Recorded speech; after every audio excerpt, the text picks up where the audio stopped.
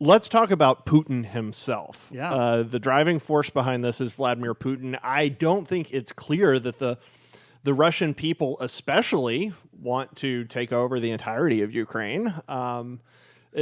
Perhaps, but we also know that one way to gin up political support is war. And so then you end up with wag the dog kind of scenarios. Mm-hmm. So we've got very, very interesting video here. This came from Russia's Security Council meeting. I think this was 4 days ago.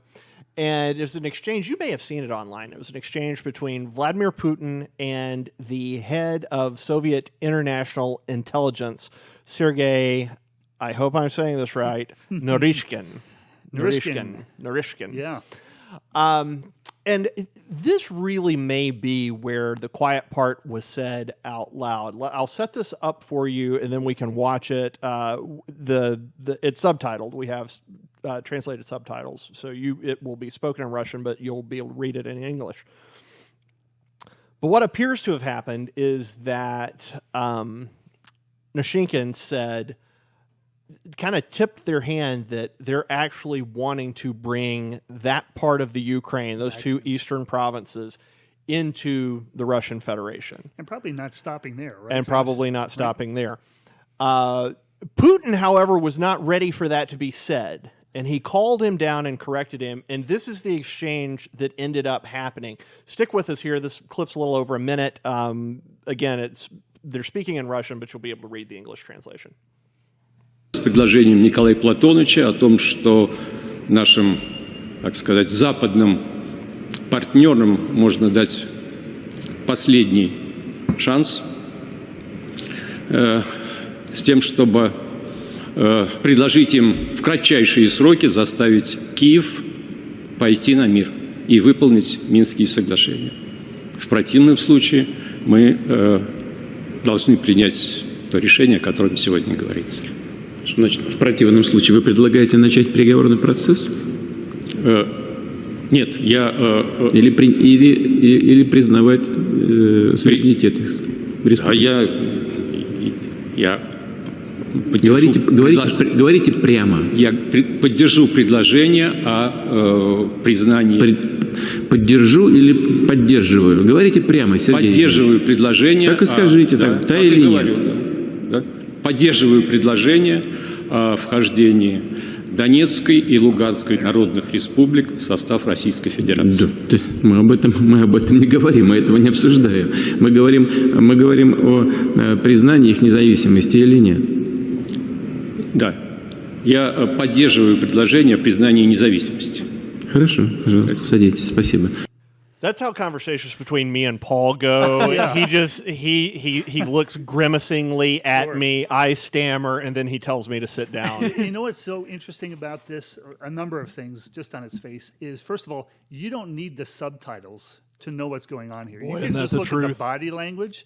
Putin just tapping his fingers, kind of looking at this director of foreign intelligence like you are the director of foreign unintelligence. The half smirk, the condescending smirk. Boy, you don't need to read it, but it's certainly just so telling that this director sort of spills the beans of where they want to go in the future, evidently, and this Putin just dresses him down. And I can imagine the conversation that took place off camera behind closed doors. Let's see if we ever hear from that director. Yeah, it might have been more than a conversation. Yes. We never know. Yes. Cue back up, if you guys don't mind, the last 30 seconds of that, and I'll call for it here again in just a second. And when we look, we'll be watching Putin's face, and we'll be watching how Narishkin responds. But again, to be clear, Narishkin said, under pressure from Putin got disgusted, and Narishkin got nervous, clearly, I'm sure, Has anybody heard from Narishkin since then? He clearly was nervous. And I think what Putin was trying to get him to do was say that the intelligence services supported the idea that the eastern regions of Ukraine would declare independence. Right. That they would be independent. And then, of course, that would open the gate for Russia to say, oh, well, we're going to send in peacekeepers, blah, blah, blah, help you, et cetera, et cetera, et cetera. Instead, Sergei got nervous, and Sergei accidentally said, oh, yes, I do support bringing them into the Russian Federation. At which point Putin immediately took over and said, no, that's not the question, Sergey. Speak plainly. Speak plainly. Have we got that last 30 seconds or so queued back up? Can we run that? Говорите прямо, Сергей. Поддерживаю предложение. Так и скажите, так, да или нет? Говорю, да. Поддерживаю предложение о вхождении Донецкой и Луганской народных республик в состав Российской Федерации. Да, мы об этом не говорим, мы этого не обсуждаем. Мы говорим о признании их независимости или нет. Да. Я поддерживаю предложение о признании независимости. Хорошо, пожалуйста, садитесь, спасибо. You can sit down now. Thank you. Yeah. Maybe he should have just said, whatever you say, Vlad. So I feel like it speaks to what Paul was saying earlier, though, which is that this has been obviously a plan from the beginning from the Russian government, which, I mean, I'm pretty sure everyone knows that. But Sure. this whole idea of we're going to declare them as independent, then we're going to accuse them of being the aggressors, then we're going to do this. Like, all this, it's not like he's just flying by the seat of his pants. He's had this planned out the entire time.